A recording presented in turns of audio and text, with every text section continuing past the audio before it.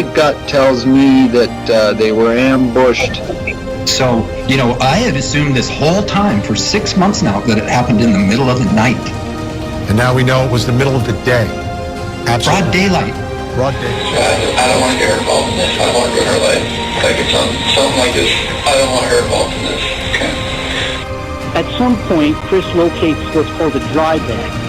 Brian Laundrie's body has been found. Law enforcement had considered Laundrie the only person of interest in the murder of his fiancée, Gabby Petito. You're the one that filed the missing persons report. Yeah, and I'll totally come forward with that. That's all it is the truth. So there's nothing to hide in that coroner's report. There's nothing to hide by not having Kelly take a polygraph. And if the truth comes out, and this was a... How do you deal with it? I had to sneak the other day when I was with Josie. I had to sneak and talk to him. I had to sneak and talk to him about his sister. Makes me think the worst. Like, did you do that to all three of them?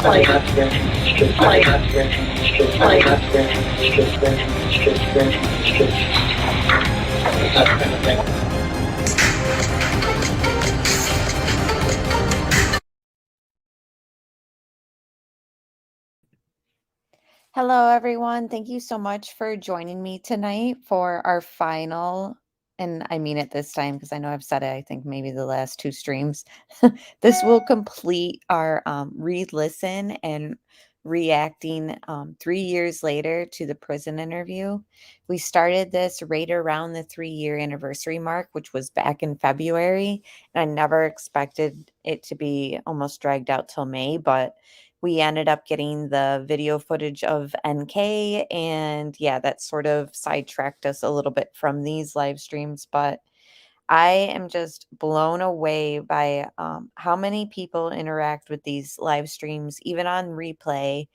And I had more than one subscriber ask me when part 7 was going to be, and I'm just like so blown away because I just never thought that anyone would be interested in re-listening to this whole thing again. But it's been really, interesting for me in my own research, and it seems as though everyone else is liking it too. So I want to thank you guys again, for being here and listening, and everyone who listens on replay. Just thank you so much. It's been very frustrating to re-listen to all this again. I don't know how you guys feel, but thanks for being here, Valerie and Kay, Danielle, CDT, Wendy, Allison, BLN, Derek. Hello. 2 days in a row, I get to see Derek. Hello.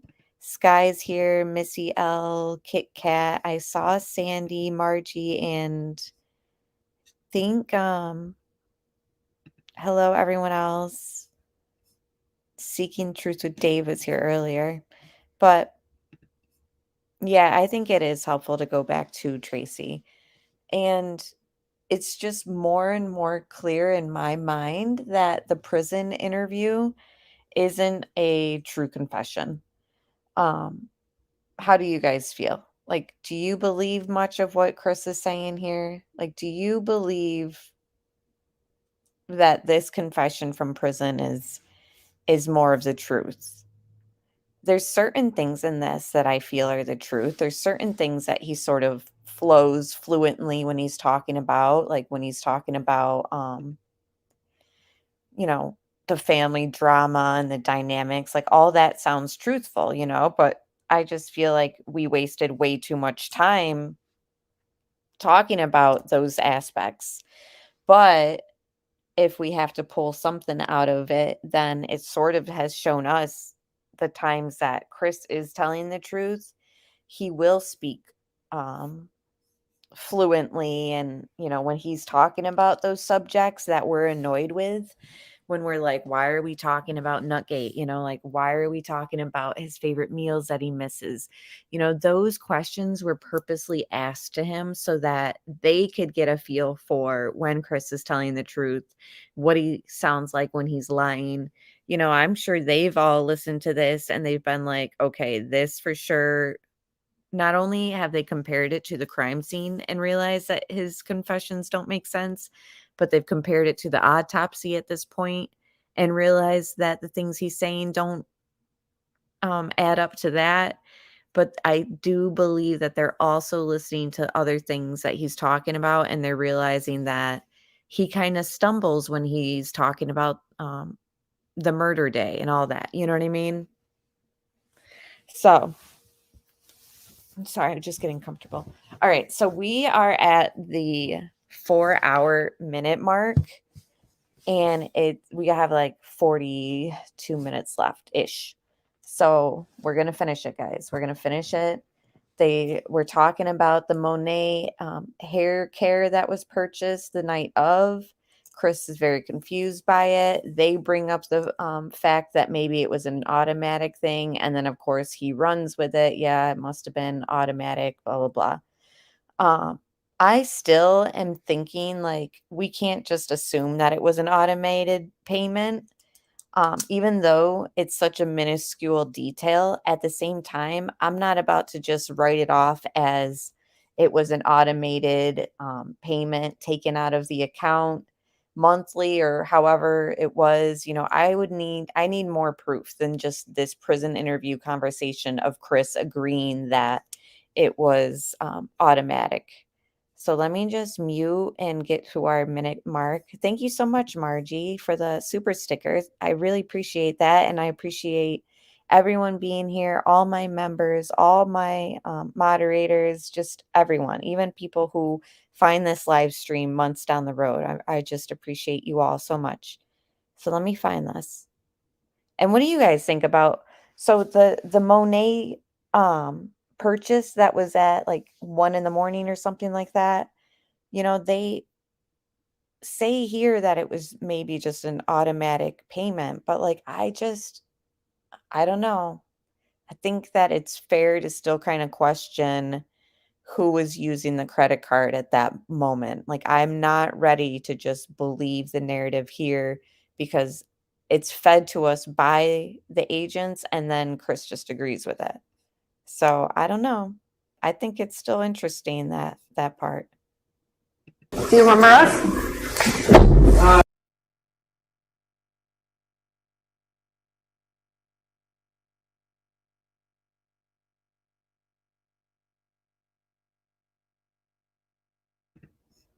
Like an auto order type. It might have been an auto order. Yeah, it might have been something that I know that Nicole Atkinson, she's into all that stuff. Maybe Shanann got her. Maybe Shanann got her something, or maybe it was something she recommended. Okay. How about the? So that was just the very end of the Monet conversation. And he's saying maybe it was something Nicole Atkinson recommended. It's just like not making sense, even the credit card use. So maybe it was an automatic thing, but the fact that we're just going by it because the agent suggested that, and then Chris just agrees, I'm not really buying that either. So that is another aspect in this re-listen that has changed my mind about something in the case, because for so long, I always just wrote off that credit card use late at night as the automatic payment from some MLN that sold hair care. But I think that this time around, it's still fair to kind of question. Exactly, Valerie. Chris just agrees with everything. He has no idea what's going on. Maybe it was an automatic payment thing, you know, because that's how some of these MLMs get you is you sign up, you buy a product, and then next thing you know, next month, you're automatically charged for it and it's being shipped to your house and you still are using the product from the month before. So it's very possible that it was something that their credit card was tied to and it was automatic. But you know, there really isn't much proof of that. So it is fair to still kind of question the credit card use, I think. HOA thing, what happened there? She was mailing to the wrong address.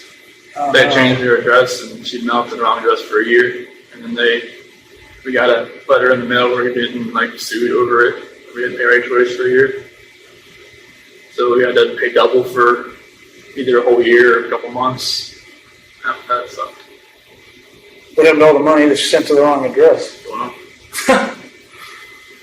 don't know. They said they wouldn't credit it or anything. I'm not even sure what the address was.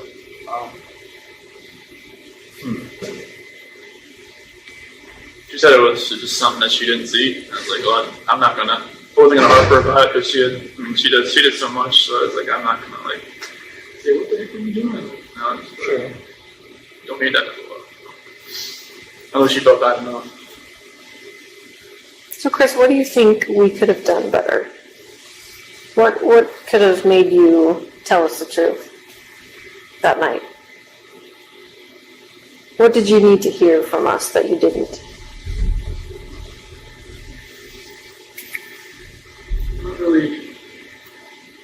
I'm not sure what really goes to people's minds when they're in an interrogation room. When I was in there with you and Graham, I was just nervous. I knew I had done something wrong, and I knew you probably already knew or were going to find out. And it's just like, I've watched enough, like TV shows to kind of. So he just said, I knew that I had done something wrong.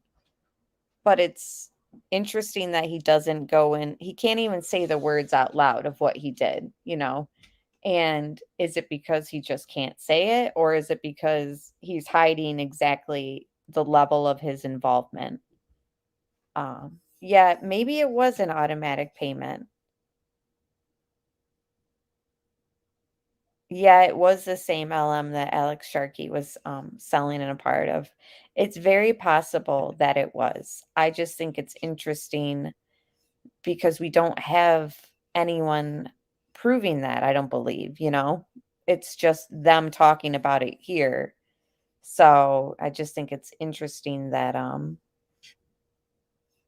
there was credit card use, and Chris can't even clarify like what exactly it was. But see, like, okay, what's going to happen next type thing. Never knew if that's actually right. But I think it's just the horror of like knowing what you did and trying to tell somebody else what you did. That's what kept me from doing it, because I didn't even want to admit to myself that I had done anything. So I knew what I had done. I knew how bad and horrific it was. I knew how bad I was going to hurt other people. I just couldn't even admit to myself that I had done it. Because I couldn't even tell my attorneys I did it until like 2 weeks later.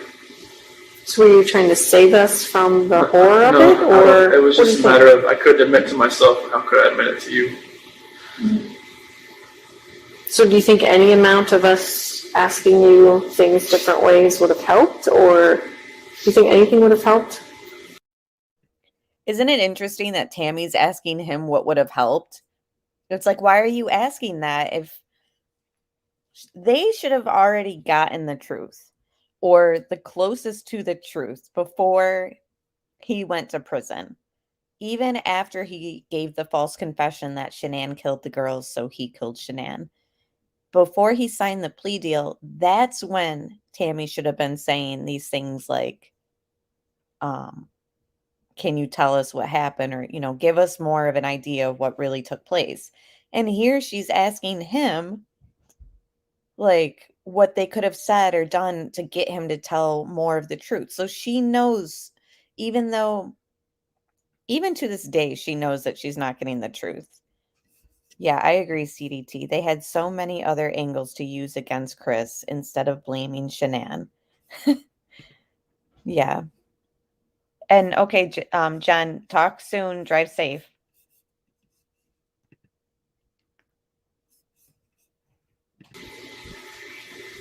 I think if maybe you didn't ask about if Shanann hurt the kids, you would ask the other if something in that a different order of question, maybe it would have came out a different way. Oh my gosh, this part's CDT's favorite part.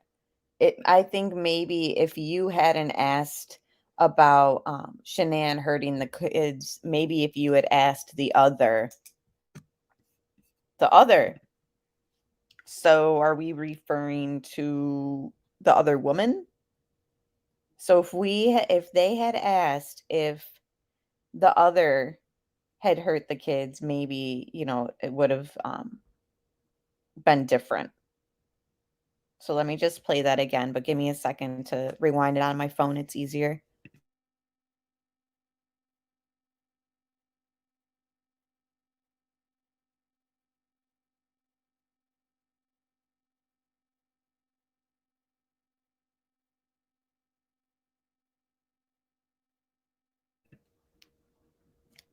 You didn't ask about if Shanann hurt the kids.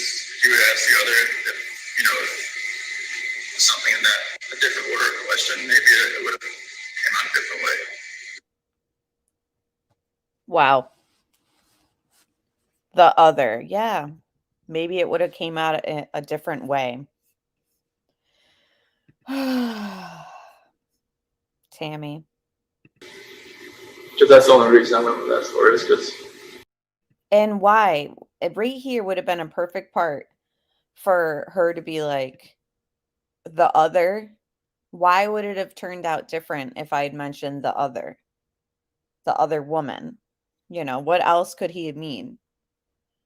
Why would that have been different?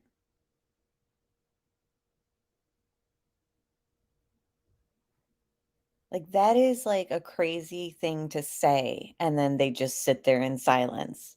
Why? He means NK. Who else could it be? Then she would have got investigated. Right. Exactly. The other what, Chris? Please elaborate for us. And not only that, like, even without him elaborating, him just saying that, it's just like, wow, people, I don't understand how much more obvious it can be that the truth has still never been told. Well, you weren't giving us anything else. I know. But you weren't giving us anything else. Wow. So you weren't giving us anything else, so we had to make up that ridiculous lie that the victim, the dead mother who was pregnant, killed the girls. Why would that have been the one to go to? It's just absolutely insane. And that just goes to show you the corruption behind this whole case, because NK was on the district attorney's witness list. These agents were told to go down a certain avenue without attacking their witness that they were going to use. Problem. So if we would have said, what do you think?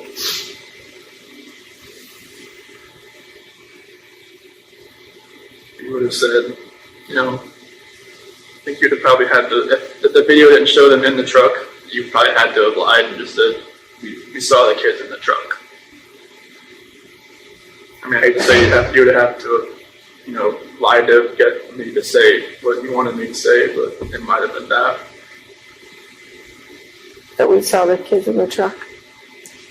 When we were talking, there was a point where you just said, can I talk to my dad? You just want to tell him first. I just wanted to, And see how he pretty much says, if you had said that you saw the kids in the truck, then maybe I would have told you guys what you wanted to hear. And then Coder quickly changes it and goes to another topic. Like, they know, and I think Coder knows in that moment, we screwed up. Tell him that, that I loved him and that it's probably the last time you're going to see me again, as far as, outside of a cell. Yeah. You're looking forward to him coming? Yeah, because when just talking on the phone, it's just totally different when you see him, see a face, It's like when we got on that little video conference in Love County, it was all I could do to stop, not to just break down on that phone. So it'd be good to see them. What do you get to do when they're here? Just like this. Like in a room like this with a If table? there's a visiting center, down in my unit, and I don't know what it looks like, but I know they said it's like tables, and it's pretty much they set up a time and you get a couple hours. Just in that little center in there. I'm not sure what else is in there, but I just know there's tables. I think there's like vending machines and stuff like that. But it'll be good to see them. And fortunately, they can't bring their phones in or anything. So I was hoping they could maybe show me a video or two, but I don't have or a picture. But they pretty much want to let you come in with your ID. That's it. Can they mail you still photos or anything like that? Yep, they can do the still photo. This is sometimes they try to play a video over the phone for me. It's like, it's really like fuzzy and crackles a lot, so you can't hear anything. If you have any other questions for us, if you ever wonder, I wonder why they did this, or I wonder why the investigation went this way, or... I think the first time I was brought in, I think it was like the 14th, I believe, when I met you that night. I mean, you told me that there was a bunch of other people coming in for statements. Was that true? Yeah. There was a couple people. Okay. Yeah. There were a lot. There were a lot, actually, yeah.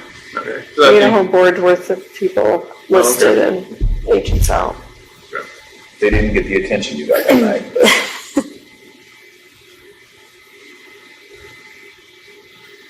Yeah, I just wish none of this had ever happened, honestly. It's just like you guys could have never had to come to listen. You guys never had to meet me or anything like that.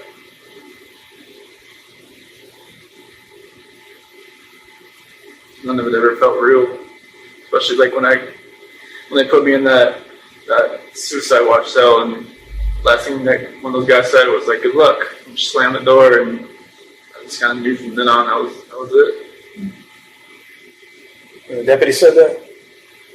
One of the guys, and one of they call them the SOG guys, Special Operations Group in the Will County Jail. Yeah. That was it. Next morning, like when I got out to take a shower, I saw the newspaper, and there's this big piece cut out of it. Just know what that was about, and I just kind of saw like my last name around the go. So here he's saying that, once he was in the county jail, he had seen a newspaper article, but they had torn out like the headline or whatever, but he had known that it was in reference to him because he saw like his name or whatever, but it was ripped. Why do you think that they tore out the story? Is it because he's on suicide watch and that would, be too much? Or is it because the media was leaking that he confessed to all the murders when he hadn't? Remember, he had only confessed to Shanann because he said Shanann killed the girls. So were they trying to hide that the media was pushing something different? Or what do you guys make of the newspaper that he's seen in the county jail that was wouldn't let him see the whole story? Hello, Looking Beyond and Pink Dahlia. Thanks for being here, Dave G. And thank you, Margie, for becoming a member. Your support is greatly appreciated. Derek says, I see shadows on Nate's camera, him picking up one of the kids. How did trained agents miss this? It took YouTube to show them what they missed.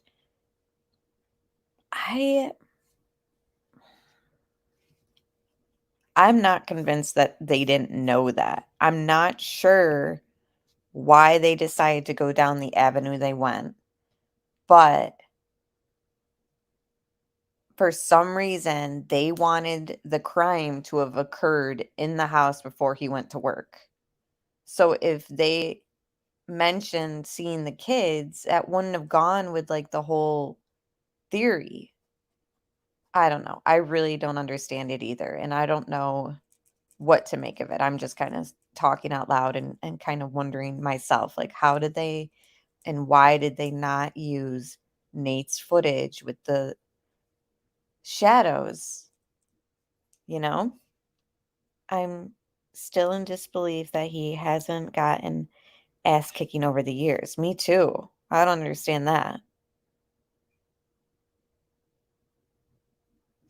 Okay, so you think it was because he was on Suicide Watch, and obviously if the articles would enhance that sort of depression for sure. Yeah, I mean that's possible. I wonder too. Yes. If we came back to talk to you someday, would you be inclined to talk to us again? Okay. Yeah, they just took me off guard. I had no idea. Yeah. We didn't really want to tell you we were coming just because we didn't want you to have anxiety about us coming. I would have had anxiety. Yeah. So we figured the blitz attack was probably the best course today. Like the first time we met? Right. Oh, you knew when you were meeting me. I just did, yeah. You just don't have all your props here today. That's right. It's not props, man. Those Sophisticated equipment. It is. Right? That's right. Sophisticated instrument. I don't know that that's going to happen. We might not ever see each other again. But I didn't think we would, honestly. your experience is definitely interesting. You yourself are definitely interesting. We see things in you that we didn't expect to, and we don't see things in you that we expected to see. So it's very interesting to us, and it's. I hope you can take to heart that today was a lot about us learning how to do better, how to talk to people better, how to do investigations better. I mean, like, I had never talked to a police officer before, or like FBI, CBI, anything like that. So that was all new to me. Like I said, everything that I've ever seen as far as, you know, the authorities has been on TV. So I didn't know like what to expect, especially when I got that interrogation room. It just felt like exactly what it looked like. Just like, you know, you got some poke and prod and then leave. Come back in. It's like, give me time to stew, give me time to like, you know, think, and just like, it works. It just really like, I don't know, just drills more questions into your own mind instead of like, you know, just staying in the room and just asking questions all the time. Mm-hmm. You liked it when we took breaks? Like, you think that worked on you? I did. So you were like watching videos of the girls at one point. Do you remember that? Them giggling and laughing and... Like when I was in the interrogation room? Yeah. I don't remember that. You don't? I didn't. I thought you already had my phone at that point. No, we didn't take your phone towards the end. Towards the end. Okay. That was weird for me. Where is it that she's referring to this? Where he's in the room watching videos of the girls? Is it before he takes the poly? Because like why am I drawing a blank on this? Why do I not remember him sitting in there watching videos of the girls? Did they edit that out? Help me out, guys. Hi, John. Thanks for being here. And Alex. Amanda, hello. What do you guys think? Am I like missing something? I swear they've never... I know that there's been parts where he's been looking at his phone when he was in the room by himself, but this whole watching videos of the girls, why is this not... If anyone is watching this on replay and knows the minute mark or where exactly I can find this, I do not know what this is talking about. You think it was before he had pizza? Okay. I'll have to check that part. So Tammy's thinking that that's weird.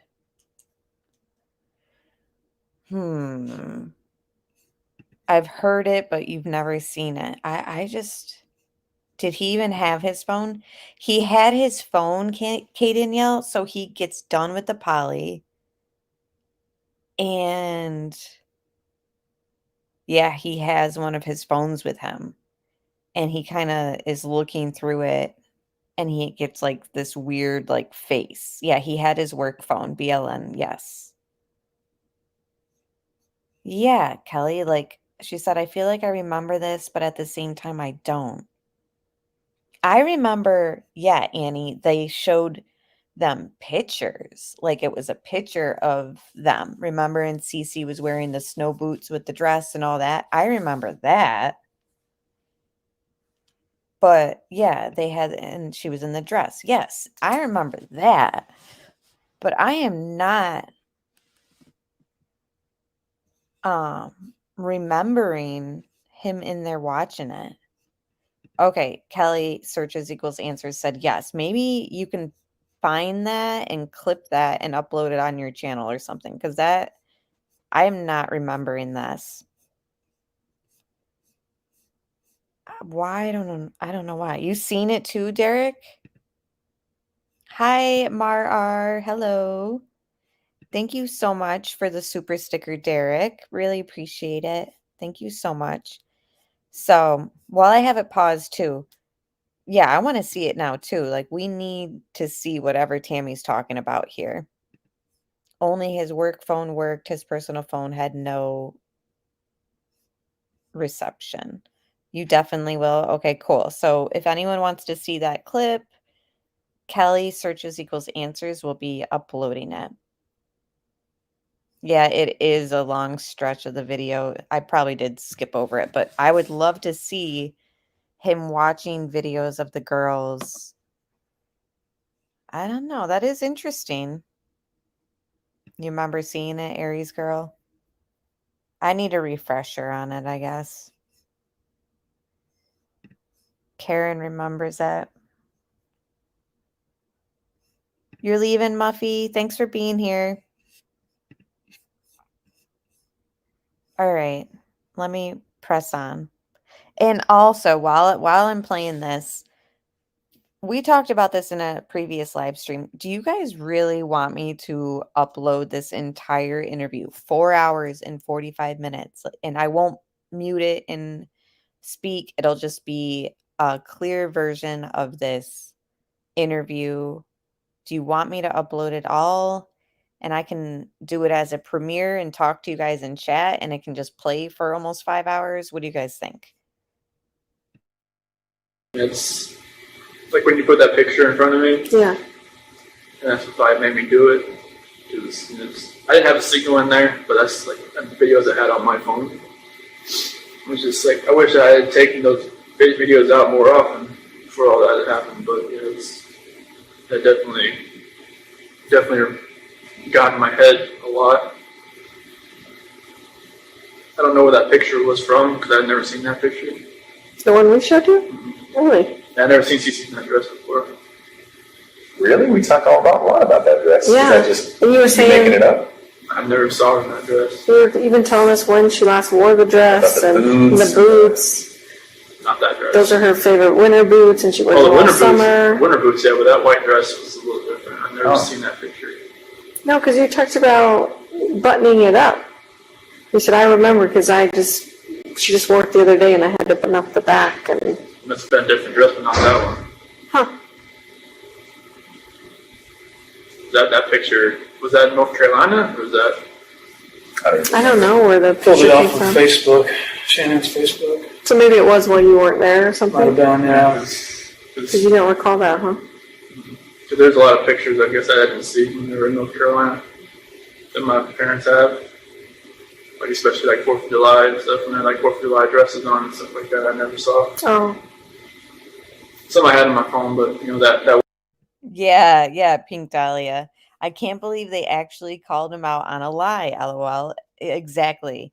This is what I'm taking from this whole dress and picture comments. So he was being shown these pictures in the polygraph interview and interrogation, and he starts talking about them.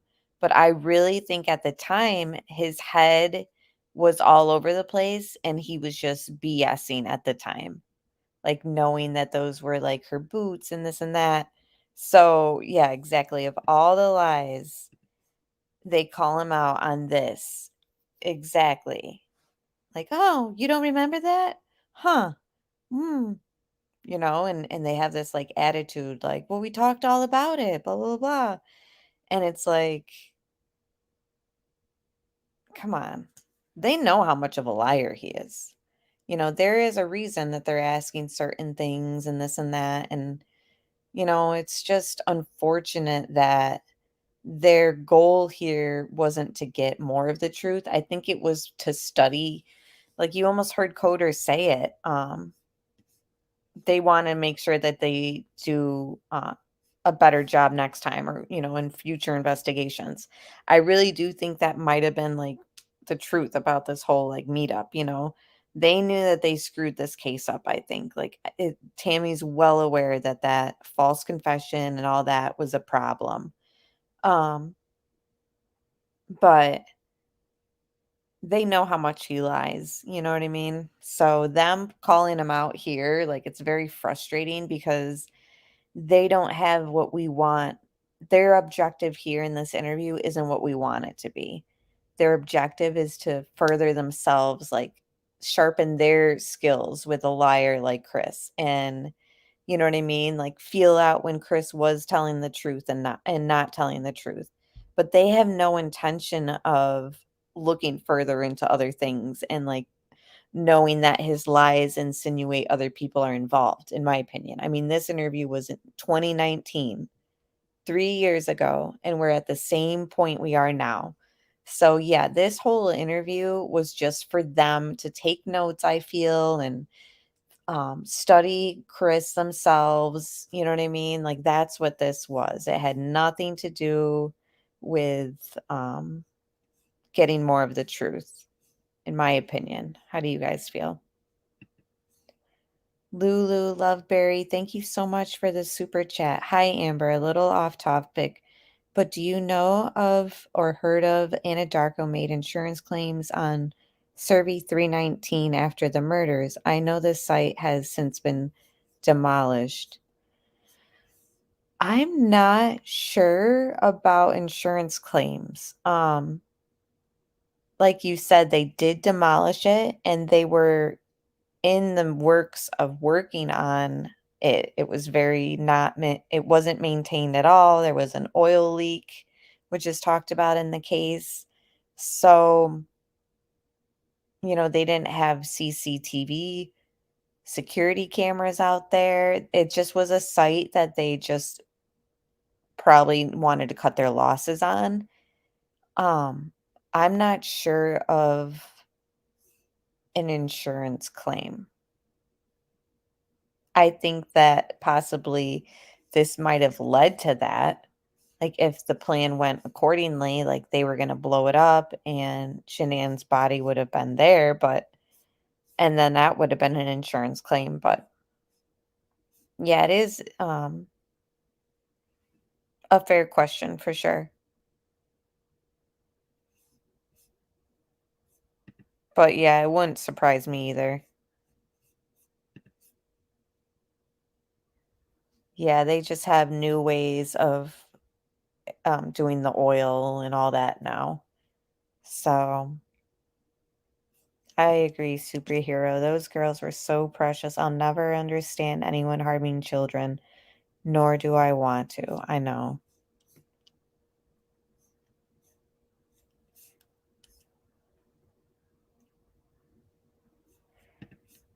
Tracy said you were right about that. If they wanted more information, they would not be telling Chris that MK loved him and she said it was the best sex she ever had. That just locked his lips. Yeah. Exactly. And I think that was what in part 6, our last stream, when we think she loved you too. It's like, then why would he feel the need to tell the truth about what may have been involved with her if you just said that? Yeah, I think we discussed that on the last one. You're welcome, Lulu. No problem. And if you guys have any other questions, we can talk. I'll pause it and chat can help out with answers too. Hi, Tia. Yeah, it takes me back. How many nights fell asleep to this interview? I'm weird. I know. No, me too. There was a point where I had to like take a break when I was studying this case. I couldn't even reference the prison interview because I'd listened to it so many times. I knew almost like the minute marks where they would discuss certain topics. White dress, and they were like she was going to church or something. I just never saw that white dress. And Bella's little dress that she had. Her little awkward smile there in the back. Yeah, that definitely got in my head when you did that. When we had the picture out there for you? See, to us it didn't feel like that because you really didn't elicit any emotion. I don't show emotion that much. It's like my dad. It's like we don't show emotion. Like, were you fighting it down, or were you just not a guy to show it? Like most of the time, I'm not a guy to show it. Like I hold it in as much as I can, and like in my cell, I cried a lot. Hi, Nikki MYOB. She said NK diplomatic immunity. I've seen that theory. I have seen that theory. I find it interesting, but I don't think that it's true. Because her father's registered to vote in the US, and you can't vote if you're not from our country.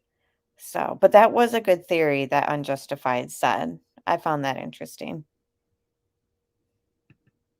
Oh yeah, he gets a lot of fan mail, I'm sure, Annie. Well, obviously, but like I'm not really a guy to show it. Okay. I try to hold it as much as I can. You were a difficult guy to read, especially at the house that day. You guys hear that? You were a difficult man to read, especially at the house that day. Are you kidding me? He looked so obvious that he was like hiding something and nervous about something. Even remember when Baumhover and all them were near the stairs and they're looking at that bag right there and Chris is almost having a stroke? So this part I don't understand with Baumhover saying, you were a hard guy to read. What? I'm confused by that, and I don't know if I even believe what he's saying.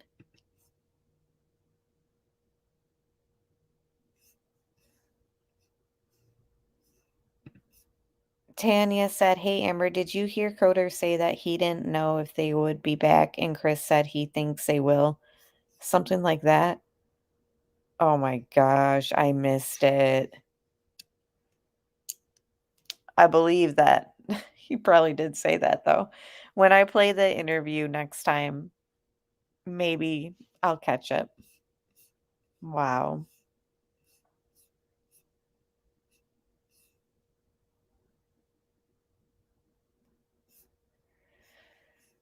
Makes total sense now. Because I knew it was like just because I was like in shock or just like disbelief or just like some people said I looked like I was a heartless, no soul person, soulless person. Mm-hmm. When they did like the TV interviews or something, and I'm just like, I'm just glad I never saw it. I don't even want to know what I looked like, what I sounded like. But you were obviously feeling it then, you just weren't. Yeah, just like nothing registered at all. Everything was like just harbored deep down, and then like I think it was just one night when I was in my cell, it just all hit me. I agree, CDT. I think right off the bat, he was treated almost as if Shanann was just a upset wife, and she, hormonal. She was pregnant, hormonal. She'd be back. Like I think that because even when Nate was saying to Coonrad, he's not acting right. Coonrad had Chris's back, remember? And he was like, well, you never know how you're going to act when your family's missing and, blah, blah, blah. Like, I really think that even Baumhover and all them, they misread the situation. They seen it as Shanann was unstable and she was on the verge of doing something crazy maybe. And this guy, wanted out of the relationship and they had an argument that wasn't serious. And who could have seen what really ended up happening, like as far as where she was found and the children were found, like I'm sure nobody would ever suspect, like, yeah, they're in oil. You know what I mean? But at the same time, I really think that they jumped the gun by thinking that this was a situation that it wasn't, and they let Chris go stay in the house, and that he definitely should have been called in that night. Didn't Scott Peterson go the same day for his interview? Why does this photo look like it was taken by the first Motorola flip phone? I know. I know. I don't understand it. It's like a Polaroid from 1980. Yes, Scott did get interviewed the first day. Exactly. I don't understand. Do you guys think that it was treated? I mean, obviously it was handled wrong right off the bat, but I think that they definitely Coonrod, Baumhover, and Chris, I think they were all on some level of like, oh, you know how women are, or she's just hormonal, she'll be back. I think it was something like that. Maybe they were thinking. At one point. Not the fact that I was in jail, but the fact that like everybody was gone. Yeah. And none of it.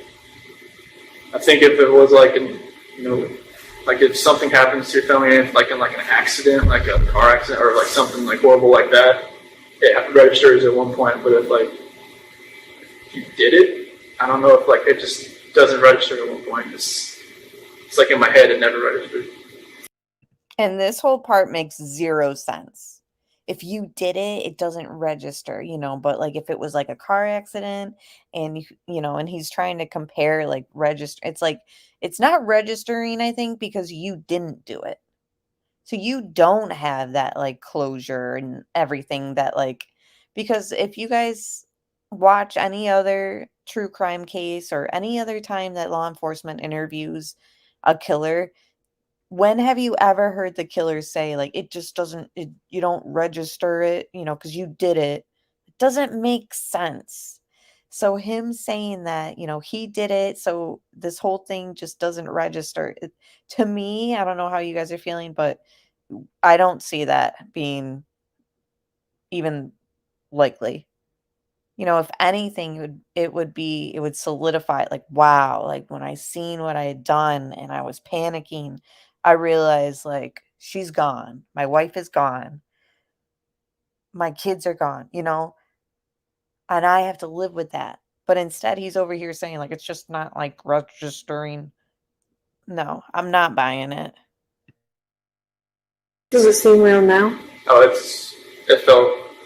feels real like every day.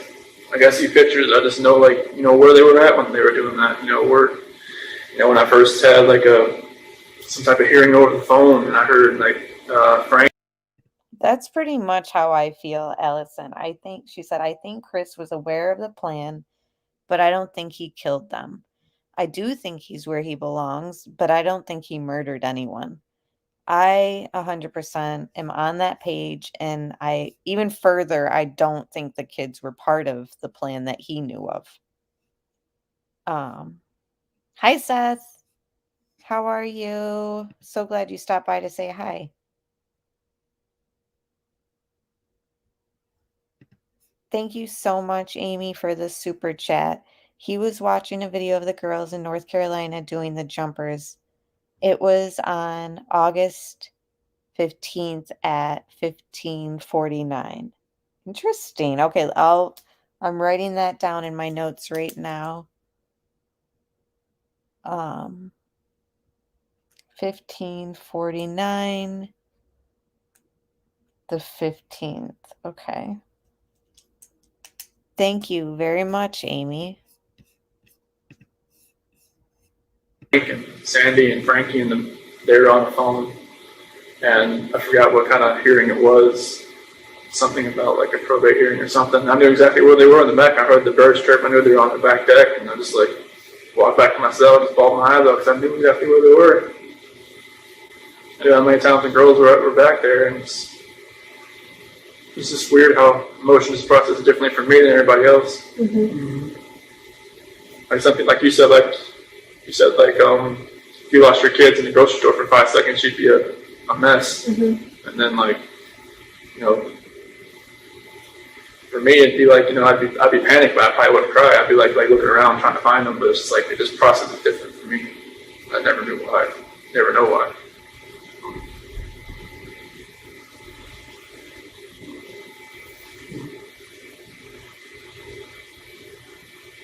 I don't want to think I'm like a cold-hearted person. It's just a matter of just don't show it. Show the emotion as much as other people do. I don't want to say that I'm a cold-hearted person. I just don't show emotion as much as other people do. What?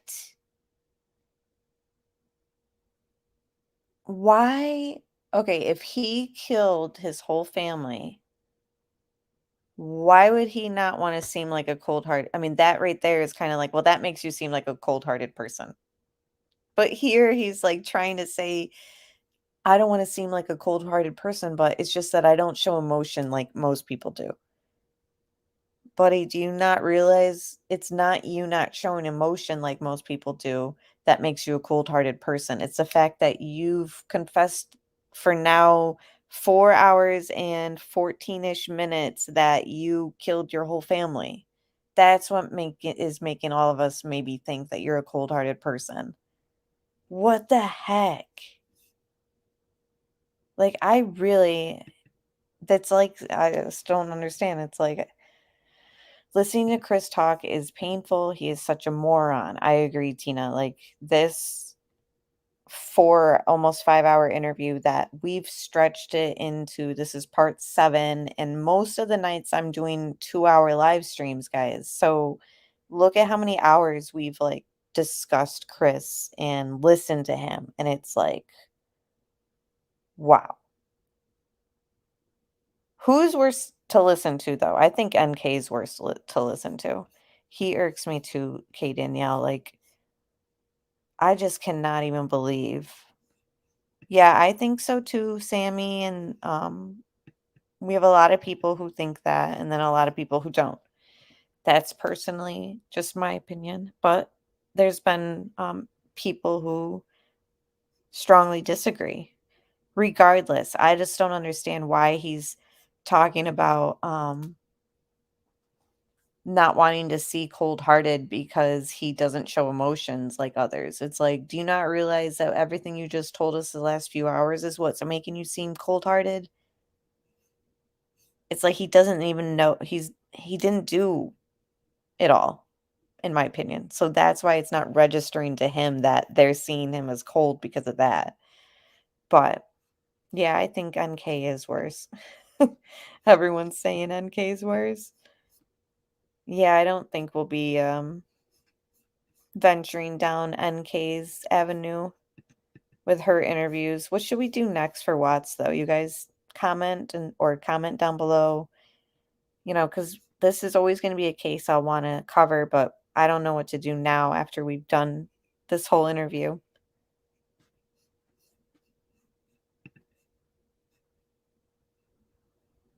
Oh my gosh, I just screwed up the time.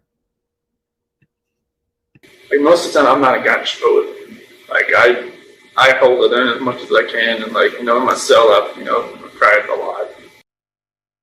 Like, most of the door, and I just kind of knew from then on that was it. The deputy said that? One of the guys, and they call.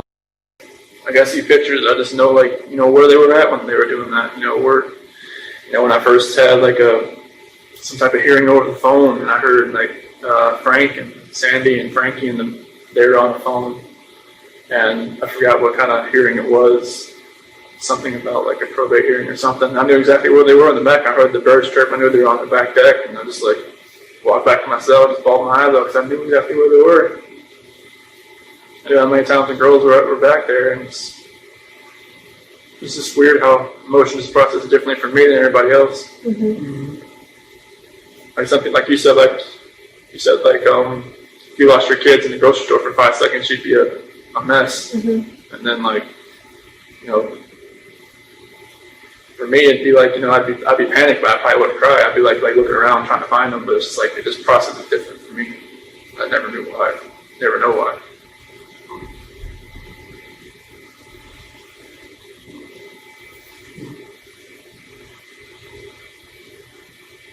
I don't want to think I'm like a cold-hearted person. It's just a matter of just don't show it. Show the emotion as much as other people do. Even when, like, you know, the girls left North Carolina, like, you know, her Shann's brother and mom and dad were all crying when they left. And it's just kind of like, you know, I never really saw my parents get like that when they left. It's kind of like, I don't know if it's like you're born that way. Like your family doesn't show emotion like that? Is that what you're saying? Yeah, like, you know, my dad couldn't really speak at the sentencing hearing because he said he was kind of like, he said he was going to lose it. Like lose his emotions. Like that really hit me. It's kind of like I never seen him like, you know, like that. Like vulnerable? Mm-hmm. But nobody really ever seen me that way either. That's why, like, maybe I just... Was it ever like you're a sissy if you're like that, or was it just something you just never did? I never saw my dad cry. So maybe it's just something that, you know, was imprinted in my brain that maybe I should never cry. Maybe, you know. Was your mom like a loving mom, like a doting mom, and, you know, would give you affection and hugs and kisses? And yeah, she'd always like ask me like, you know, what was going on. Like she said I was always hard to read. She never knew what was going on. But did she still try and give you affection even growing up? Yeah, she always, my sister was always a parent. See, and I, just from everything that I've learned of Cindy, just through people who know her and talk to her and, you know, just hearing from her, you know, there is a lot of mixed feelings on her. But I do think that she showed Chris affection. And I think that it, you know, here he said, my sister was always easy to read. I think it is something with Chris that he's off. So I think even his mom knew growing up, like, something's different between her first child and Chris. So, don't know what it is. Some personality disorder for sure. Like it was always like what was going on. She was always open with me. It was always just, you know, closed off. And she always wanted to know what was going on, like how I felt. And I'm just like, no, okay. That's all I give her. Even if something was wrong, like I would have probably never said anything. Because like I just, you know, deal with it myself. But I don't know if that just growing up that way just kept me that way. Deal with things on your own. Yeah, but then at the same time, I will say there were things about his family that, like, them not going to his wedding, I think was weird.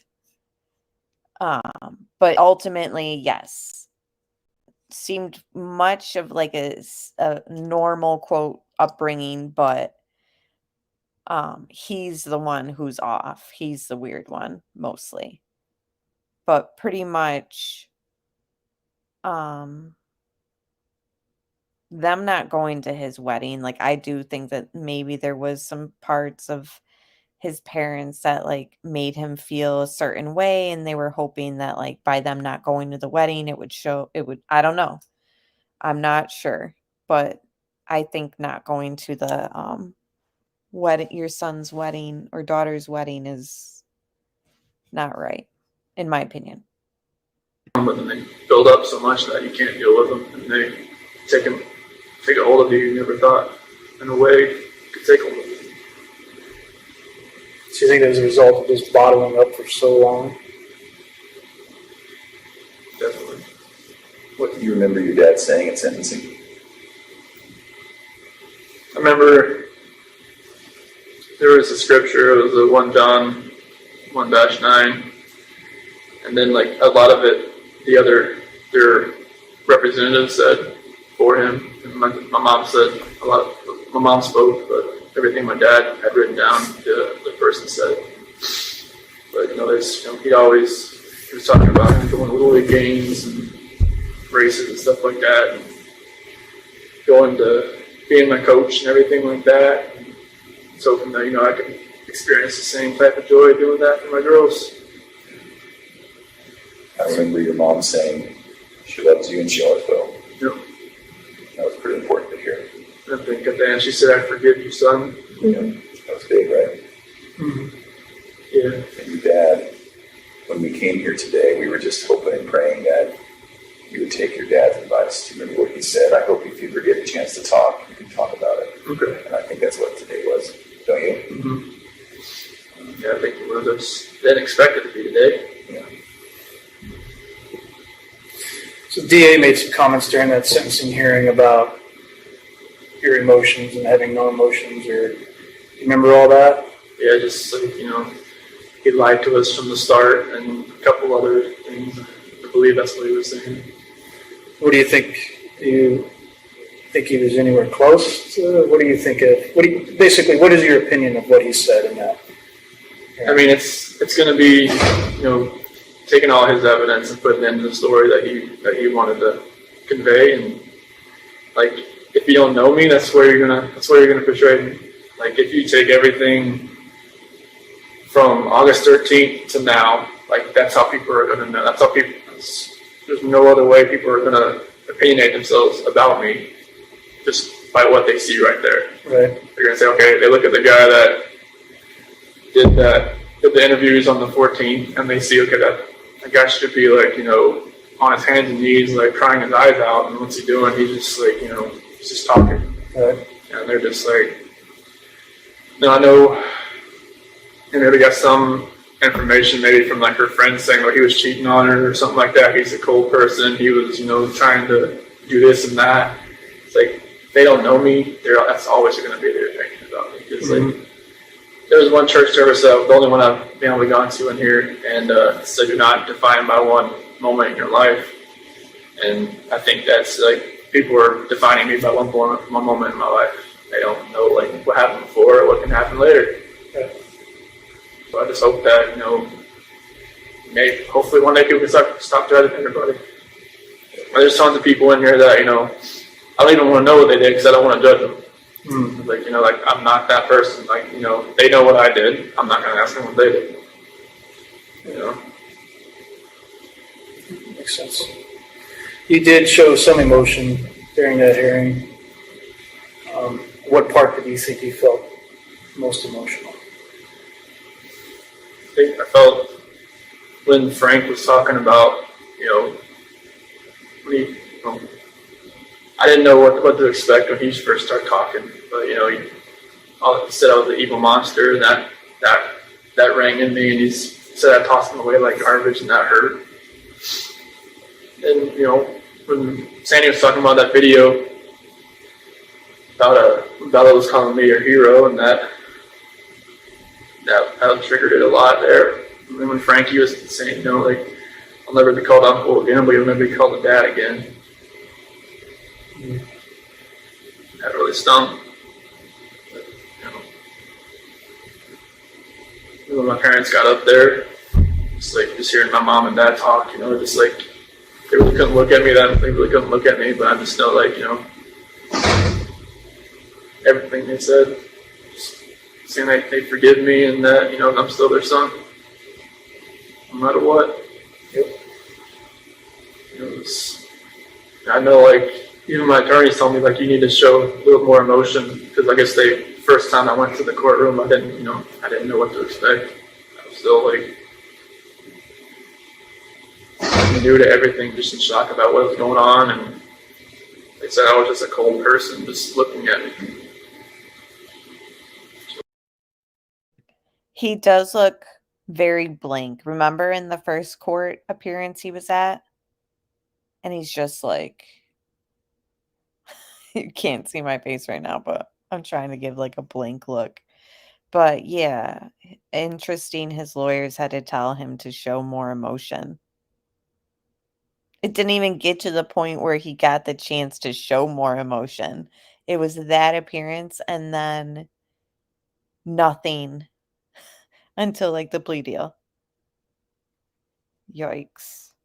And yes, his cheese definitely slid off his cracker. was when I did the plea and at the sentencing hearing, it just all it felt was more real than anything.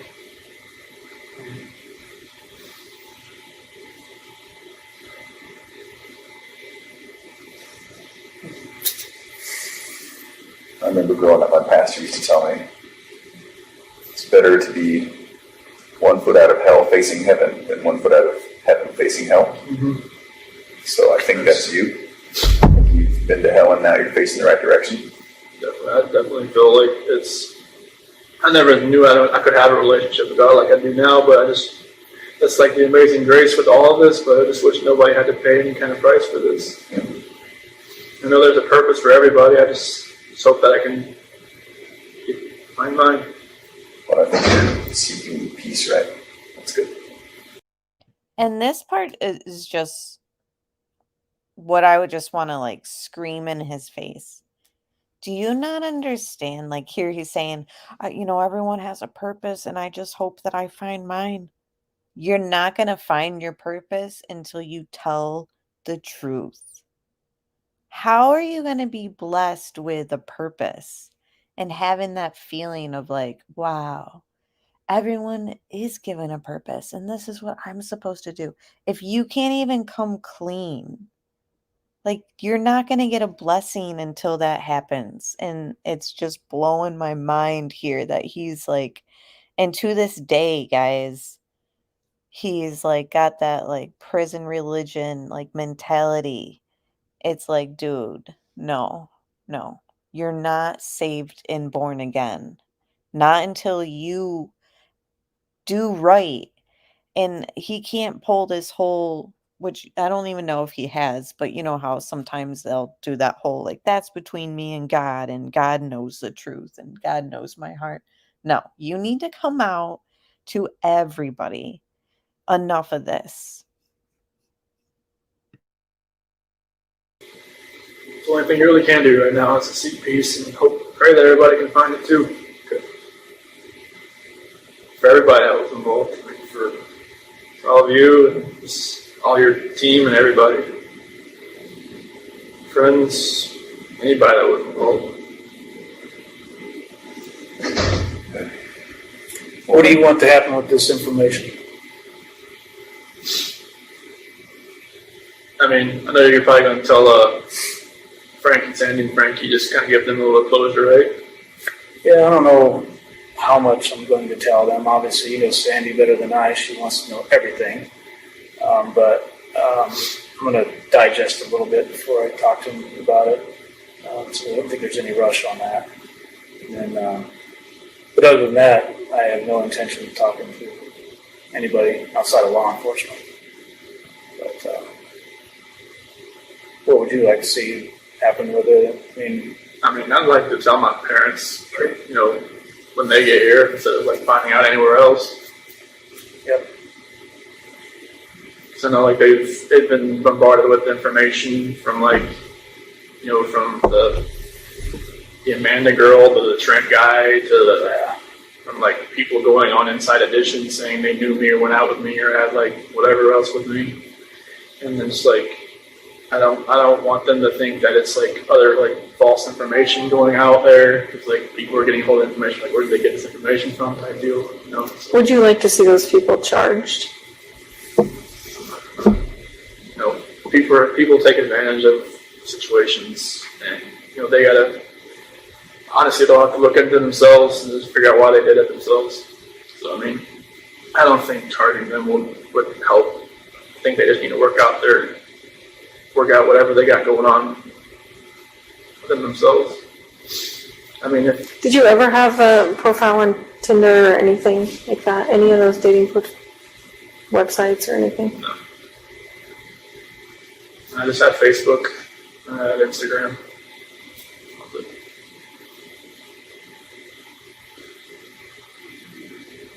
I didn't even know what the WhatsApp thing was called. That's when I was like, John. You never heard of that? No, I was just like, I don't even know what that is, man. This guy's fishing for something.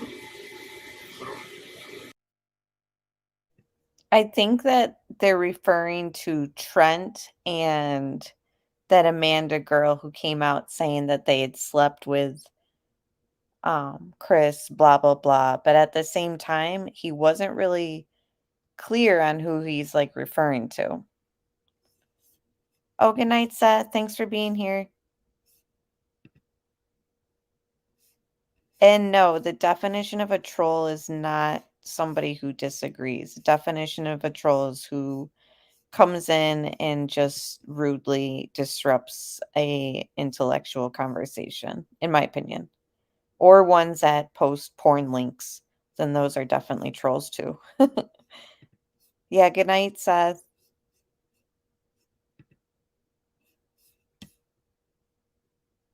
Sorry you had to waste your time and go out there and talk to them.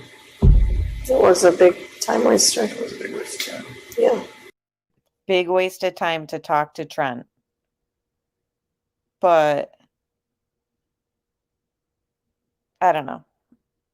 I just can't believe that they wasted an FBI agent. You know, it's one Tammy, you know, ranks do matter. Tammy's a state CBI agent.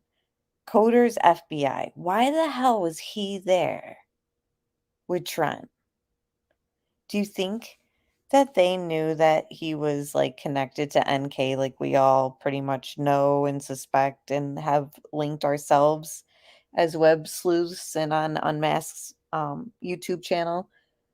Do you think that they knew also? So that's why they put higher up agents interviewing Trent?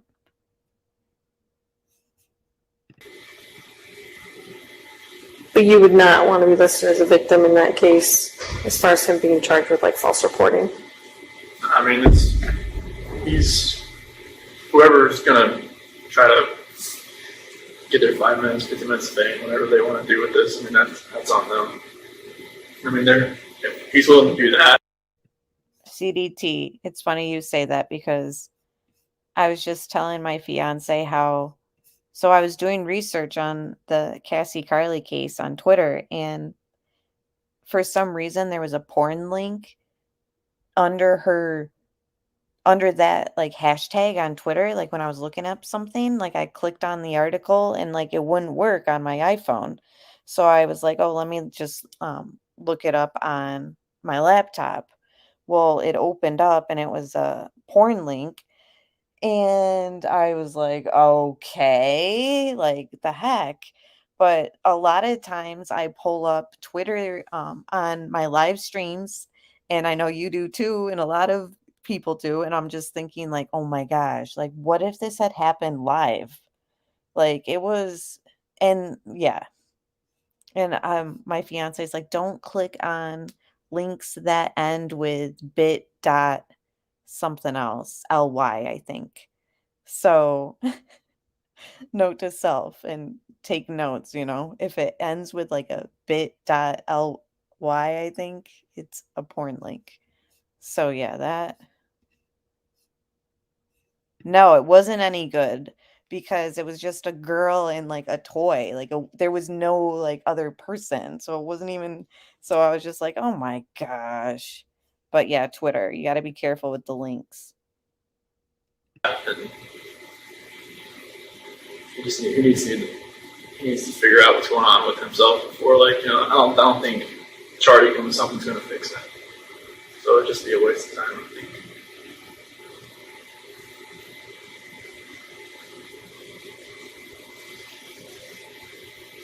Anything else before we send anyway? Don't be afraid to ask. How things in Colorado now? I mean, since all this has happened, everything's quiet now. Everything's cool. Well, we had another guy murder his fiance girlfriend. How's things in Colorado now? Like they asked him if he had anything else to ask or whatever, and he wants to know how's Colorado now. Is he trying to get like information about Anadarko? Is he trying to get information about NK and her father? Like, what is he basically getting at? Whatever you want to call it. So that's made a lot of news too. I'm sure you've probably seen that on the news now. So. Everything here is based. Well, I think the only thing here was like that Jamie Kloss thing. I don't know if you heard about that. Oh, yes. We were just talking about that out front. That the girl was kidnapped. Yeah. She escaped after like 90 days. Yeah. That's crazy. He'll probably come here. Yeah, they said he's in some county jail, is that right? Yeah, Is that what she said? Barron or something? Yeah, so all I see here is like stuff I try to, it's like everything happened here. So you guys stay tonight there, watch out. Sorry. Definitely. Yeah, Do you mind if I take a picture of you just to show what you look like now? You just look so different then. I just, like. It's not going to go on social media or Okay. anything. It's just for like our own records. Okay. Is that okay? That's fine. Were you asking him something while I was? No. Sorry. No, I was just going to say, it's like the roads in the background's scary enough, you know. I know. But when it's snowing, it's horrendous. And isn't this just so interesting, but also weird, but also ironic in a way? Ironic because Chris hated getting in pictures. And remember in part whatever before when they're asking him, like, Tammy, you didn't seem happy in those pictures and videos. And she's over here, can I get a picture of you? It's just so like, oh my gosh, it just comes full circle for Chris. And I find it interesting too because he really did age so much. Just in the time that he went to jail from August 15th to the plea deal, not even this interview, which was in February. The plea deal was November 2018. But how did he literally aged like, what do you guys think, 10 years? How did that happen? He felt like a celebrity, you think? I wish we could see a video of this because you hear him and he's like, like when she's like making small talk with him or whatever, he's like getting all like set up to get his picture taken. Oh my gosh. Yeah, it is. I know there's a reason why they're documenting his photo even, you know, like they know that he's aged a lot too. Don't you think?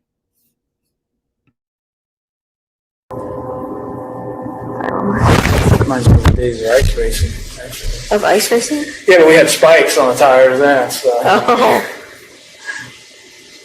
All right, Chris, we're going to let you get back to your Want to finish your drink? Yes. Maybe we'll let me take that back.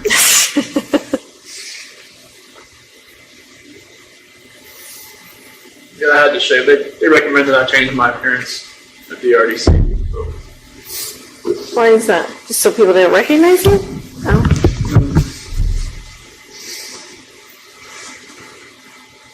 Yeah, I just shaved it all off. And that razor, like I said, the razor they have here, it's a single blade. So like I'm like A safety razor, right? Oh, it's more than it's more safety than actually a razor.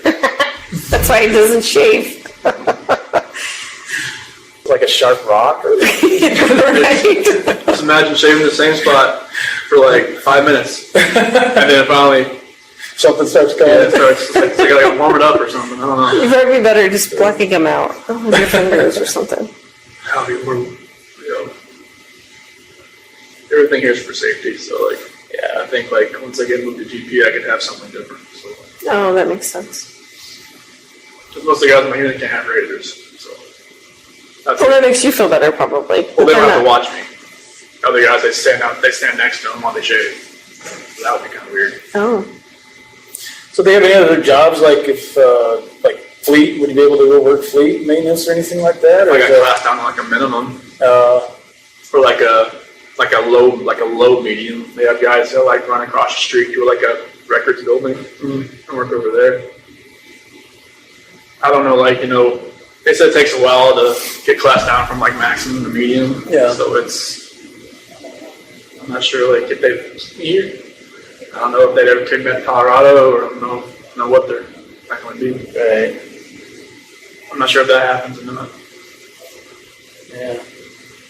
It's all pretty secretive, and then right up to the minute they do it. Mm-hmm. So, yeah, I just see everyone pretty much, yeah, they sound like best friends. I have a hard time believing anything he says. My eyes roll to my brain every time Tammy laughs. He's aged like a turd in the sun.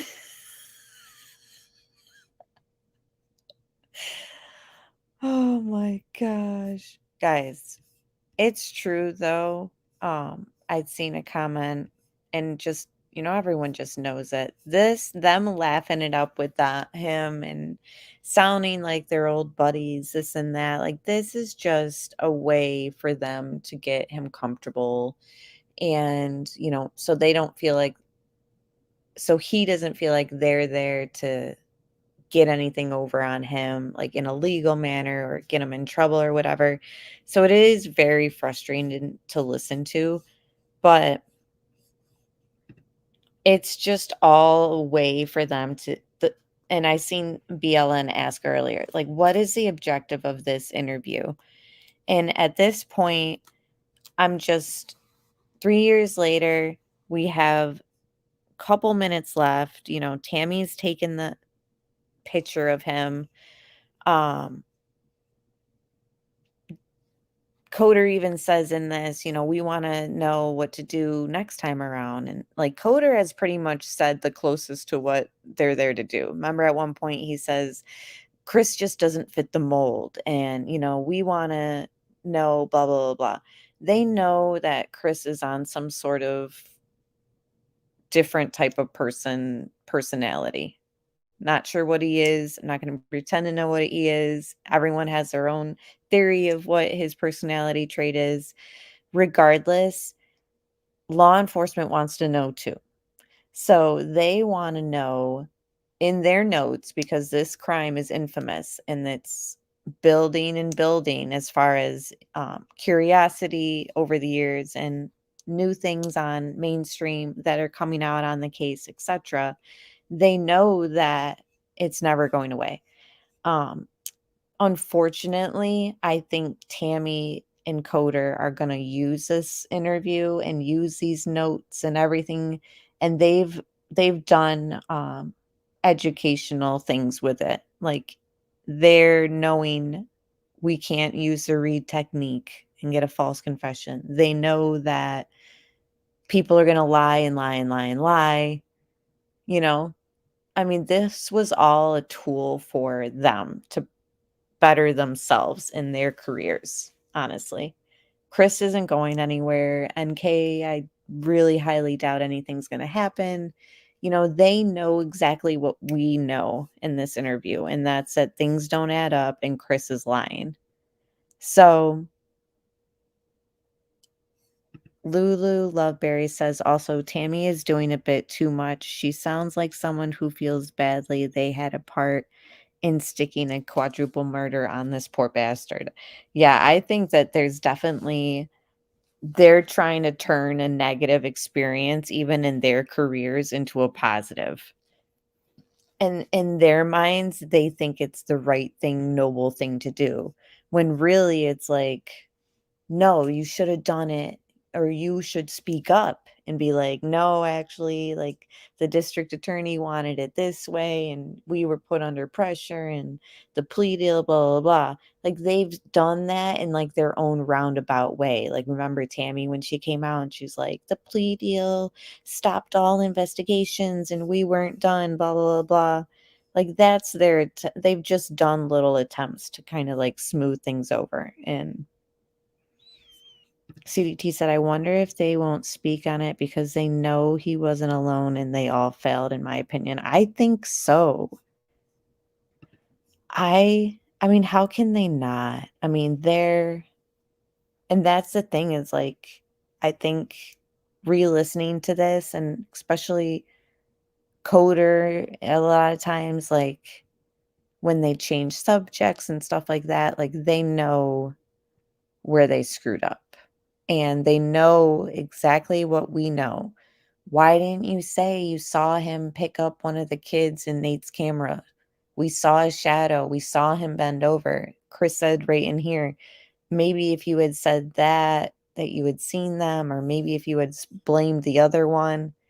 Do you guys understand how different things would have gone if they chose to blame the other one?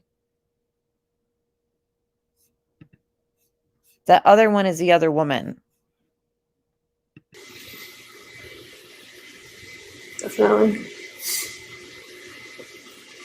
You guys gonna do exploring around here? I don't think so. Everything's covered in snow. Yeah, It's freezing. We were such wimps when we walked out. Yes, Kristen Park said it sounds like he likes prison. Order, told what to do. He doesn't have to make decisions. Caroline said the same thing pretty much. He's probably going to adapt to prison perfectly, including the internal bleeding of innocence as a pastime. Yeah, and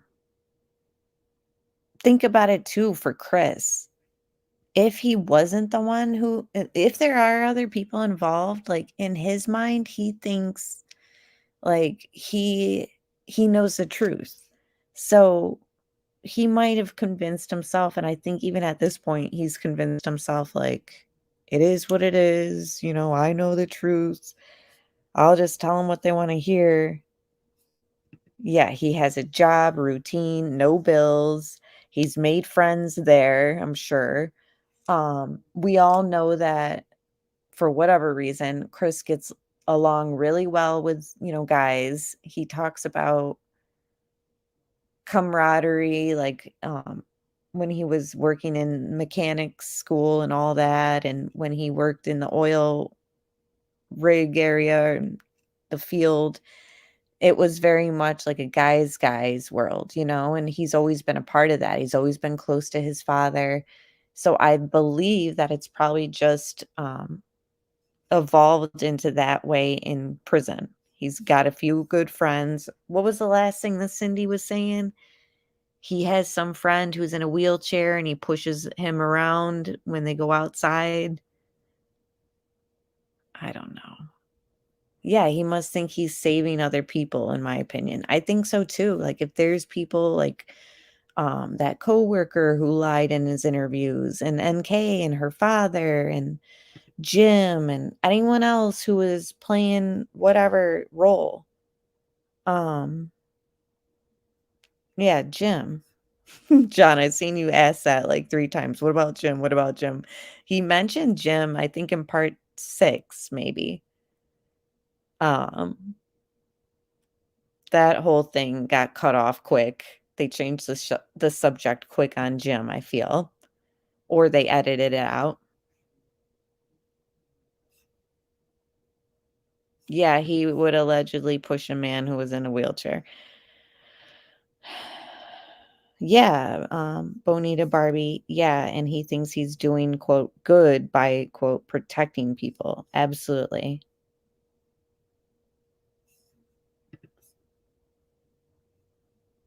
Yeah, pretty much.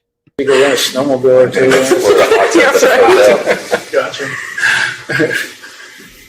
Yeah, it's baseball season, but it's not, so Yeah. Brewers play or something. Well, NASCAR is back in full swing. I saw the last 2 laps last night when we came out. John, they don't really say much about him. Baumhover says, and what about her friend there? What's his name? And then Chris goes, Jim. And he's like, oh, yeah, Jim. And then Chris is like, oh, he's just somebody that she knew for a long time, and something about him not being lucky and with the ladies, and he was somebody that she would cry on his shoulder. Or, I don't know. It really was nothing. It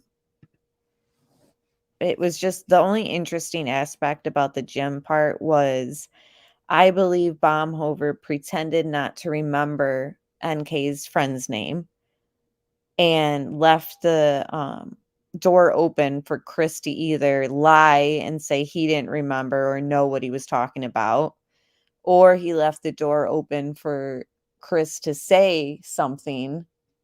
Now's your chance. And what does Chris do? He gives him the name, Jim. So for some reason on the Jim subject, that was something that Chris wanted to make sure. Jim? Because it was introduced on the subject as that he couldn't remember NK's friend's name. So I believe that they want to know more about Jim, but maybe they edited it out. Maybe they wanted to know if he would lie about it. CDT said, I'm over here agreeing with everything you're saying.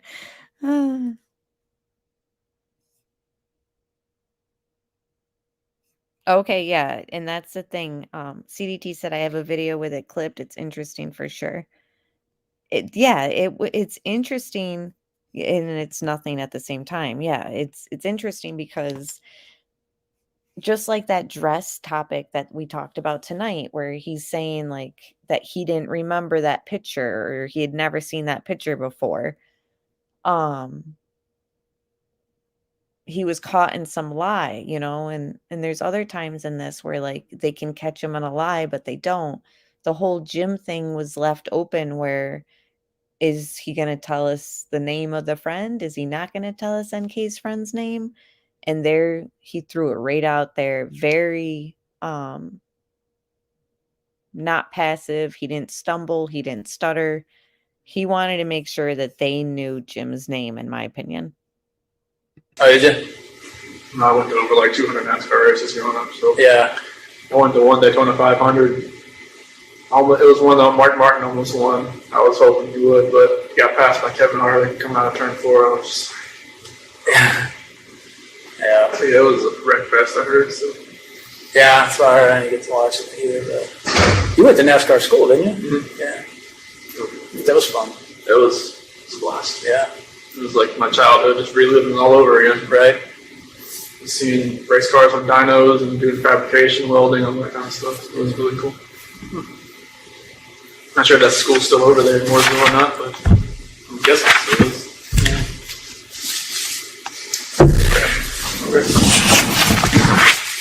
So do you have to be escorted back? Is that what they do? Yes. Okay. Yeah, like the unit I'm in, we all have to have escorts because it's a special management unit. So guard escorts you everywhere. Yep. So what about when you're all playing basketball together? Are the guards watching you? There's 3 of them in there. Do you ever get in fights playing basketball?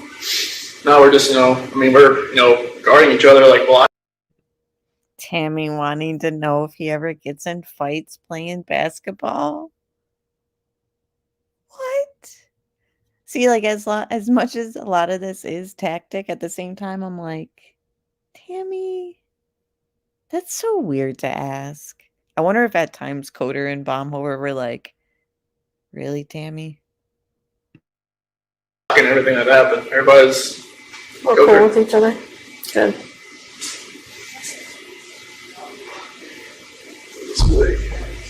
Yeah, take it off. Just right there.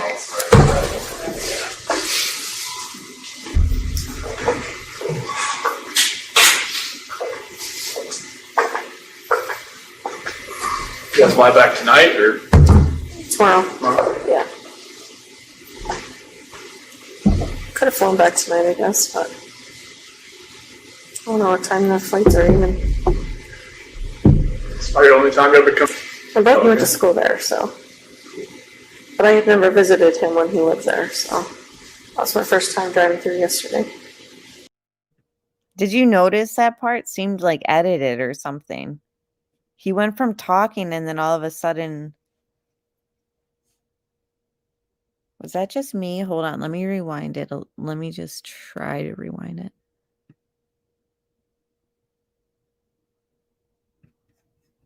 Martin almost won. I was hoping he would, but he got passed by Kevin Harvick coming out of turn 4. I was just... Yeah. It was a wreck fest, I heard. So. Yeah, that's why I didn't get to watch it either. But you went to NASCAR school, didn't you? Mm-hmm. Yeah.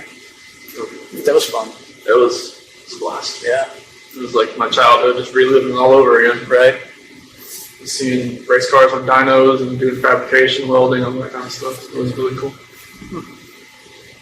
Not sure if that school's still over there in Mooresville or not, but I'm guessing it still is.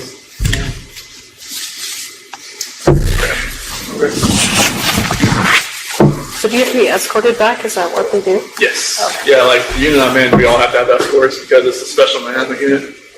So guard escorts you everywhere? Yep. So what about when you're all playing basketball together? Are the guards watching you? There's 3 of them in there. Do you ever get in fights playing basketball? No, we're just, we're, guarding each other, like blocking everything that happened. Everybody's cool with each other? Good.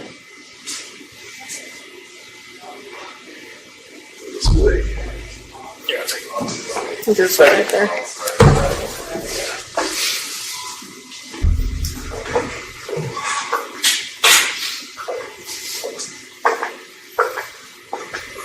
You guys fly back tonight or? Tomorrow. Yeah. Could have flown back tonight, I guess, but I don't know what time the flights are even. It's probably the only time you ever come. My brother went to school there, so. But I had never visited him when he lived there, so that was my first time driving through yesterday. Yeah, that was a weird cutoff. Chris starts to say, probably one of the only time you ever been to, and then it cuts off. Interesting. We've cut other parts in this that we feel were edited. Yeah, this tape is so edited. Very interesting. Did she have the recorder in her purse? I'm not sure. They had it hidden somewhere. He did not know this was being recorded. And it sounds like they're like walking through, or I don't know what they're doing, waiting around. Not sure. It's a cute little town. Actually, this town's cute. Honestly, like the downtown. It's a pretty cute place.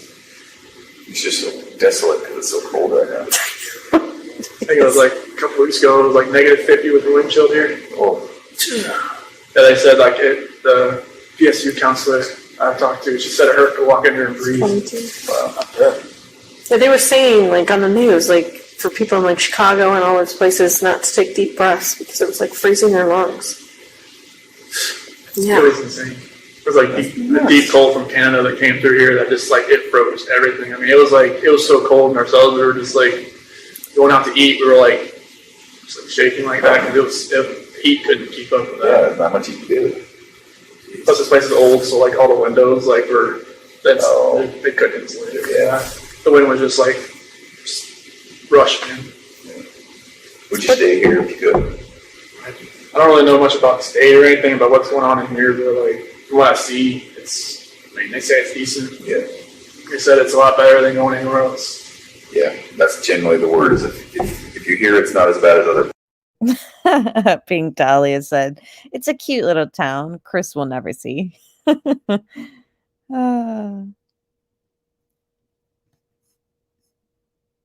that means it's pretty good. Yeah, so like I'm just hoping and praying that I can help people here and that they'll just keep me around. Maybe they'll make me like a personal care worker or something. Help other inmates, mentor them, because I guess they have a couple guys that are serving a life sentence that I've turned into personal care workers or counselors. Good. Help other guys when they come in. When I can do that. They don't have like the normal programs you would have, but it's not for me. Like some guys like they want to get like extra degrees and stuff like that. They don't have that here. You have to go to one of the other places. So if you just said, I want do some more education stuff, would you get moved to another place, or is it totally up to them whether you can It's totally up to them. Because I'm not sure how that gets paid for. Right. So I'll just whatever they want me to do, that's what I'm going to do. If they want to move back to Colorado, I'll be like, why?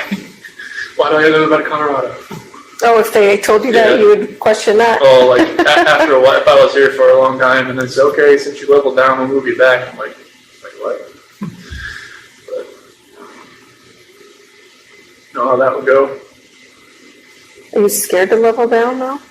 No, I mean it'd take years for that to happen, but like I don't know how it would be like in Colorado in a DOC there.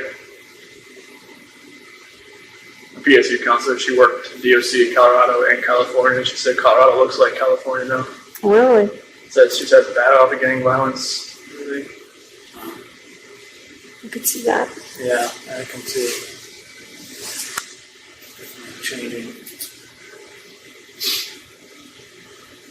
Yeah, I think people in this part of the country are just different overall. It's really, we kind of talked about that earlier. Colorado's not like it used to be. And people here just seem to be nice. I think a lot of transplants probably moving into Colorado from other states. Yeah. Probably affecting that. Because no, Dave Colon, he said they're moving to Florida just to get away from Colorado because it's changed. Yeah. It's just so expensive and Everything's crazy. Mm-hmm. Houses just keep going up and up. For any kind of like a half an acre of land, you're just going to pay insane amount of money. Here, I think it's a lot cheaper, but the pay is it's much lower, I think, too. Yeah. Mm-hmm. Yeah, I was doing a little reading on the area, and the median house price up here is like $116,000. And you can't even buy a mailbox in Colorado for that. No, like a PO box right there. Yeah. What, a PO box in Colorado? $100,000. I think I was reading like Pittsburgh, kind of like the same. Yeah. I kind of was laughing a little bit and it's interesting too, because I think he's talking about that one David friend or whatever, Cohen or whatever, who's mentioned in the discovery. He said Dave said that him and his wife or whatever are moving to Florida because Colorado has too many transplants. And now it's like, so does Florida. Are you kidding me? I'm sure Florida has a ton of transplants. So it's just interesting that he said David said they were moving there. And I was also thinking about how this was in 2019, and then like just imagine being like Chris, like hearing about COVID and all that, like while he's in prison, or just like anybody in prison, like what they were thinking, like when the news was breaking about COVID and all that. So yeah, for you to say, imagine if Chris could see the home prices now. They should have waited to sell their house. They should have stayed together and sold their house for the market now, because it's definitely seller's market. Oh, he's such an idiot. Way. It's like it's crazy to think about how much it varies from like state to state, city to city. Pittsburgh expensive? No, like inexpensive? Yeah, it's like 150,000 for a house. Like deal. Like, geez. But deal with the weather and deal with all that kind of stuff too. Yeah, there's a reason for that, right? Like here, I guess you got like April to September. That's your only good months here. The rest of the time you're in your house. Yeah, I don't think I could handle that. Especially if snowmobiles. I wouldn't even like that. You can't do that every day, right? You start using the snowmobile for necessity, that's a problem. Right. Get to the store. You gotta put a license plate on a Daily snowmobile. commuter. Yeah, that's a problem. Kind of walk around Titletown all the time. Mm-hmm. Are they coming, or? Yeah, they just literally walk away with another person. Oh, they did? They gotta get to the end of the wherever and then come back. Mm. Why is Tammy in such a hurry to get out of there? Do you hear that? She sounds like super impatient. This place is huge. It's a long hallway. So how far is your pod or wherever you're staying from here? All the way down that side. How far is your pod or whatever? How far? Oh my gosh, Tammy, how funny. Why, you want to come over? So funny the way she said that. Just making small talk with him. All the other way? Yeah. I think this is like the west side of the building here. Mm. I haven't gone much farther than this. Like all my stuff's always on the east side. but they got huge like pods that have like over 100 guys in them. So, but they move like 40 or 50 people out each day. You have a cellmate, right? No. Oh, you don't have a cellmate? Nope. When I go to GP, I probably will. Mm-hmm. I don't have one. Most of the cells in my unit are single cell. There's like 3 that are doubled up, but they don't have the overcrowding they have, that issue they had when I first got here. That's what she was saying, that there was like 400 extra inmates that they ended up shipping out to different places, so. So wait, does he have a cellmate now in general? Because he's been in general population for a while now, like a little over a year. Because here he's saying no, and I know that like here at this time it was better living quarters than he has now. So I'm just curious. Yeah, I never knew what the assessment part of it was as far as like how many people they had coming in and out, but it was like people coming in and out everywhere. Mm-hmm.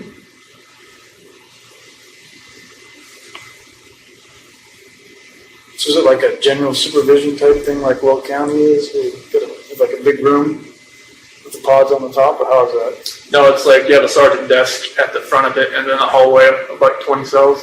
Okay. They just kind of walk back and forth. It's the RDC was like you have like a cul-de-sac of cells, 3 tiers, and then like the perch for the sergeant right here. You can see into everybody's cell just from looking around. Right. But this one's like they got to walk.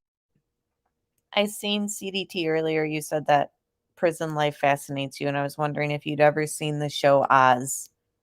It's from HBO. It was really, really, really interesting, but graphic at times. Up and down. This used to be like a mental hospital or something. They said like back in the day. Okay.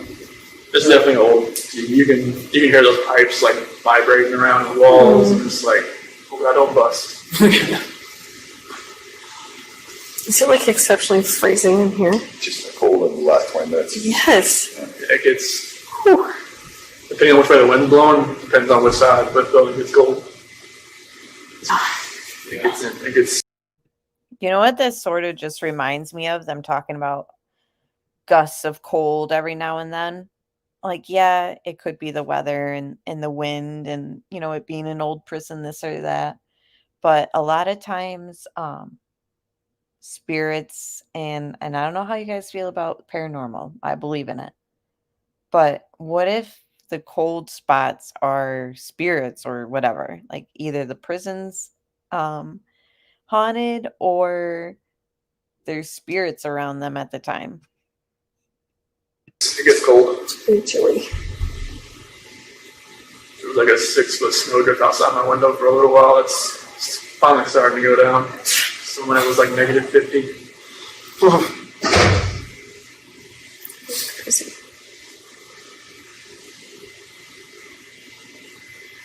Yeah, it's a little too cold for me. I mean, we're the ones that chose to come in February, but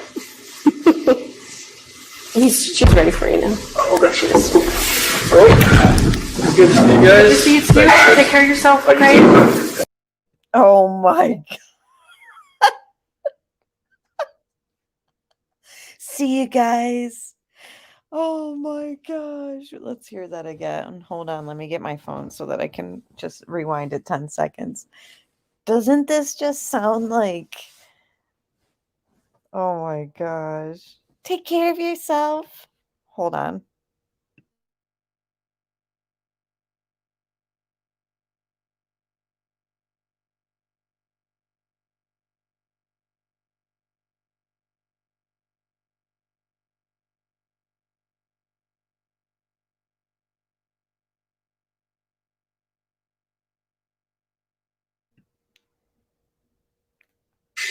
It's a little too cold for me. We're the ones that chose to come in February, but she's ready for you now. Good to see you guys. Take care of yourself, okay? Oh. Take care of yourself, okay? After they put him there and then Oh my god, they totally bamboozle this guy and get this false confession, blame the victim who's murdered, and skip over the mistress who's suspicious as heck and offer him this plea deal, and the only benefit to it for him is he doesn't go on death row. Like, come on. Now we just talked to them for almost 5 hours and lied, and they're departing like, "Take care of yourself." Oh my gosh, guys, I can't. That is just too funny. See you at Thanksgiving, Chris. See you at Christmas. Oh my god. Thank you. Thank you. And he says, I appreciate it. What? Thank you. Have a safe flight. Thank you.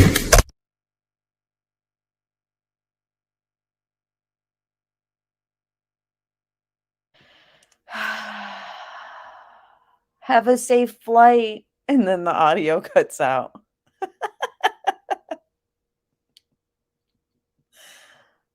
Oh my gosh. I'm just like at a loss for words.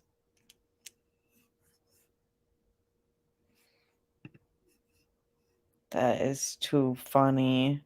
I feel like that part, if somebody just clipped that part, the last like 10 seconds there, that is just hilarious.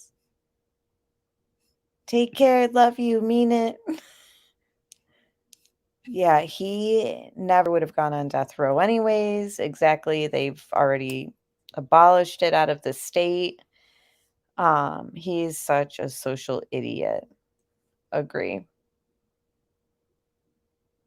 Guys, that literally concludes, although, my gosh, part 7, on average, each of them were 2 hours long. Some of them were less than 2 hours, although some of them were a little bit more than 2 hours. So we listened to this interview for way too long.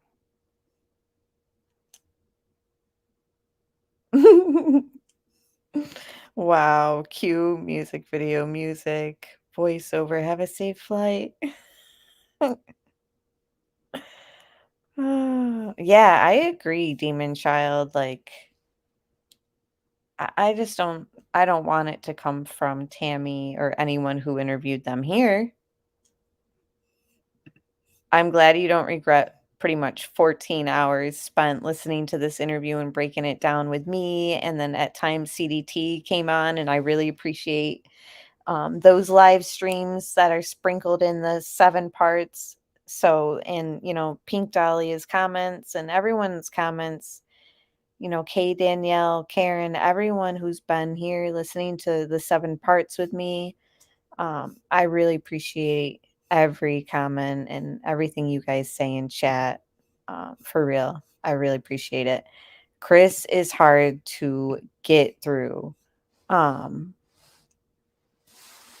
What do you guys think about, I don't know, I'm going to do obviously upload the whole interview, and then I can be in chat. I'll do it as like a premiere. So it's not me talking, but it's live, but it's just us typing in chat.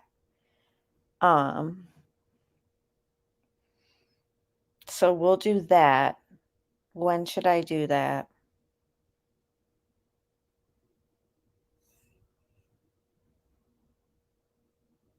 No, John. Tammy did not ask about the brown bikini. You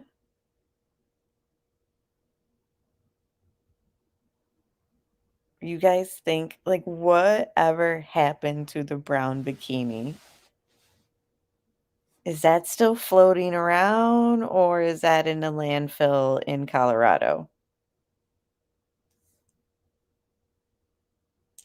Where is the brown bikini?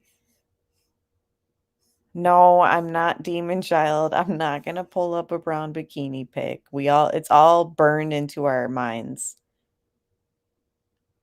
eBay? It's on eBay? Maybe it's with those semen-stained boxers that were in the Discovery.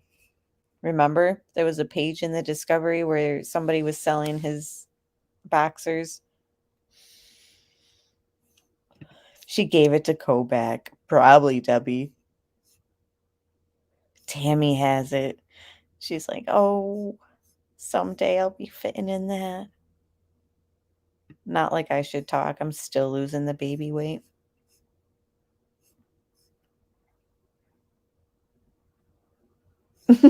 Is a brown bikini something from the Kama Sutra? I don't know. I can't imagine NK having much of a dating life now. Maybe she'll just settle with Jim. You know what I mean?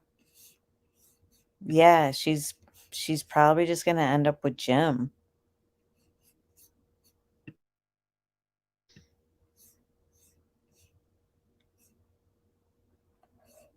Too many tam burglars.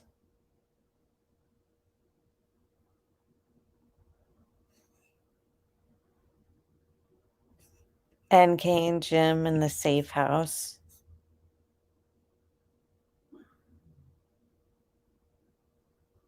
Thank you, Kit Kat. I don't have that much more to go. I gained 50 pounds with her, though. Thank you, Pink Dahlia. She said, you make it possible to get through. Wish you were here every other night. When I wake up to this interview on my TV, you make it interesting. Instead, Chris seeping into my subconscious. Yeah, I'm telling you that it was interesting to kind of listen to this live with you guys. And I had taken a very long break from it.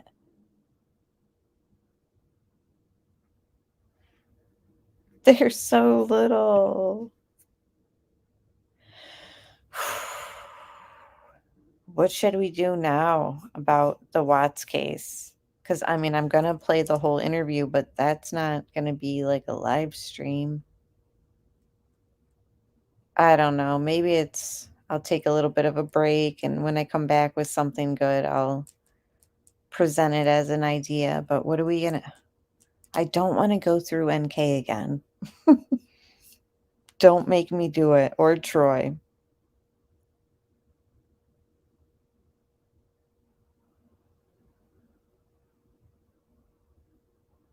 I've had bad experiences with Wish. It's never what it says it's going to be.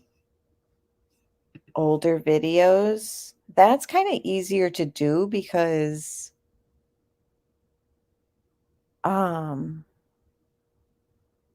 it's NK in bits and pieces. And it's like highlighted parts. So that would be something more tolerable. And plus, I've already got the work out there, so we can just replay it, pause, and react to it. Can we examine the brown bikini? I'm sure I've included that picture in those videos. So sure, we'll pause it, and if you show up, we'll definitely examine it, Demon Child.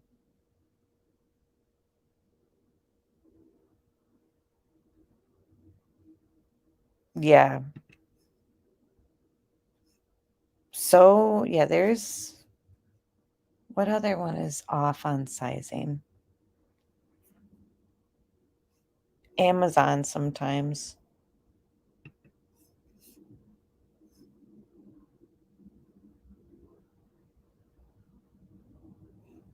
But, okay. That's pretty much it, guys. Thank you so much for doing the 7 parts with me. Thank you for listening to Chris lie out of his butt the whole time and bore us to death at times and, just not tell the truth once again. So I don't know, I guess I'll just post this interview maybe next week.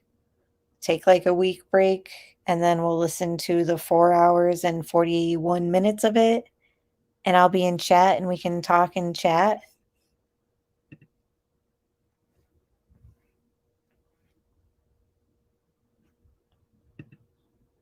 we can do it that way. Okay. Anyways, talk soon, and thank you very much. And yep, that's it. Well, thank you, Tressa, for being here, and you're welcome, John. We'll talk soon.